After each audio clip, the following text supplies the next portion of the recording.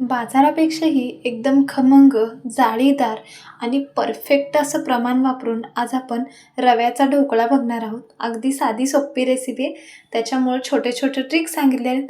पहिल्यांदा जरी बनवत असाल ना, तरी परफेक्ट अशी रेसिपी होणार. चला तर मग व्हिडिओला सुरुवात करूया. नमस्कार, टेस्ट आणि बेस्टमध्ये तुम्हा सर्वांचं स्वागत आहे. तर या ठिकाणी एकदम बारीक 0 नंबरचा रवा घ्यायचा आहे. 1 वाटी, जाड असेल तर मिक्सरला बारीक करू शकता. 1 वाटी रवा, त्याच्यासाठी पाऊण वाटी पाणी घेतलंय, अर्धी वाटी दही घेतलंय. दहीचं प्रमाण थोडंसं कमी जास्त करू शकता. त्याच्यानंतरनं 1 पॉकेट इनो घेतलाय म्हणजे 1 चमचा, अर्धा चमचा मीठ घेतलंय चवीनुसार आणि मोठा 1 चमचा तेल घेतलेलं आहे. तर सर्वात आधी बाउल घ्यायचा आहे, याच्यामध्ये रवा ॲड करूया आणि जे पाणी घेतलं त्यातलं थोडंसं पाणी साईडला ठेवते, कारण आवश्यकतेनुसार पाण्याचा वापर करणार आहोत. याच्यामध्ये दही टाकायचं आहे, त्याच्यानंतरनं मीठ टाकूया आणि तेल ॲड करायचं आहे. इनो जे आहे ते आपण सर्वात लास्टला एंडला वापरणार आहोत. तर हे सर्व फेटून घेऊया. जे काही साहित्य लागतं खाली डिस्क्रिप्शन बॉक्समध्ये पण देते, नक्की चेक करा, म्हणजे रेसिपी करताना इझी जाईल. तर राहिलेलं पण पाणी मी यामध्ये ॲड केलं आहे. सर्व मिक्स करून घ्यायचं आहे. व्हिडिओ जर आवडत असतील तर नक्की चॅनलला सबस्क्राईब करा, म्हणजे मी जेव्हा पण व्हिडिओ अपलोड करते लगेचच तुम्हाला त्याची नोटिफिकेशन मिळून जाईल. तर अशा प्रकारे छान असा रवा फेटला गेलेला आहे. आता याच्यावरती प्लेट झाकायचं आहे आणि 5 ते 10 मिनटं आपण साईडला ठेवूया. तर हे 5 ते 10 मिनटं साईडला ठेवते, तोपर्यंत बाकीची तयारी करून घ्यायची. कढई ठेवली, त्याच्यामध्ये साधारणतः 2 ग्लास इथलं पाणी ठेवलं आहे. याच्यावरती एखादं स्टँड किंवा प्लेट वगैरे ठेवायचं आहे आणि हे पाणी मीडियम गॅस करून उकळून घेऊया. पाणी पण उकळतं आहे तोपर्यंत कुकरचा डबा घेतला आहे.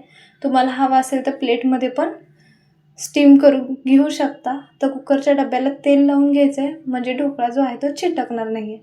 तर हा पण डबा साईडला ठेवूया. पाणी उकळत डब्याला तेल लावून झालं, तोपर्यंत रवा पण चांगला भिजला गेलेला आहे. आता सर्वात एंडला याच्यामध्ये 1 चमचा जे इनो घेतला आहे तो टाकायचा आहे. ॲक्टिव्ह होण्यासाठी 2 चमचे पाणी टाकलं आहे आणि फेटायची आणि ही जी प्रोसेस आहे एकदम स्पीडमध्ये करायचं आहे. तर हे 30 सेकंदाच्या आत आपल्याला जवळपास करायचं आहे. तुम्ही इनो वापरा, सोडा किंवा बेकिंग पावडर. इनो वापरायचं नसेल तर अर्धा चमचा बेकिंग पावडर, अर्धा चमचा बेकिंग सोडा वापरला तरी चालेल.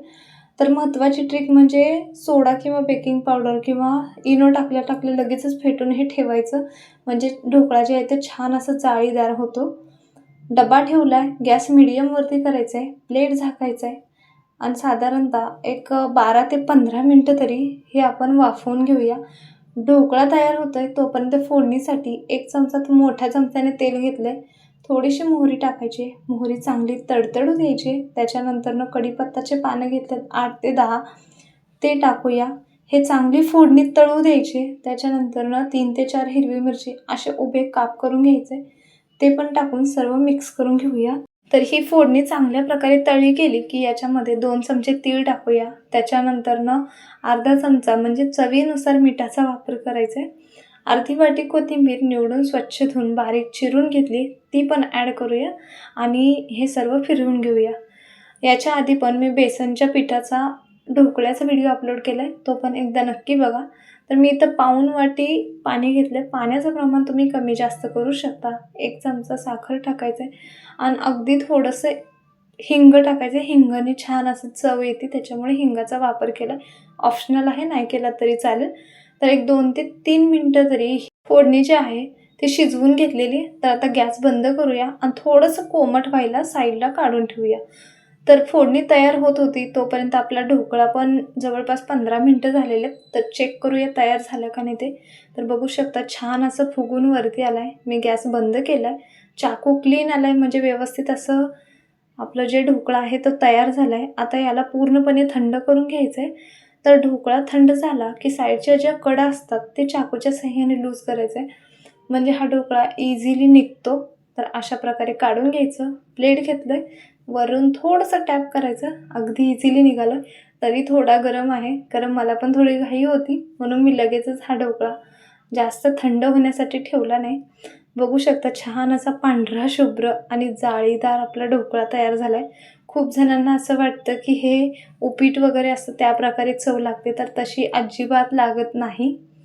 परफेक्ट साहित्य प्रमाण दाखवलं आहे. एकदा घरामध्ये नक्की ट्राय करून बघा आणि ह्या रव्याचा ढोकळ्याची व्हिडिओ केल्यानंतर मला कमेंटमध्ये पण नक्की सांगा.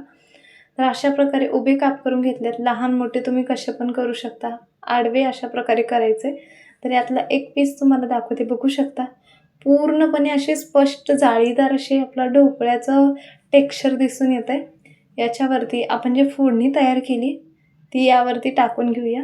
अशा प्रकारे रव्यापासून नाश्त्यासाठी आपला ढोकळा तयार. व्हिडिओ जर आवडला तर लाईक, शेअर, सबस्क्राईब करा. व्हिडिओ पाहिल्याबद्दल धन्यवाद.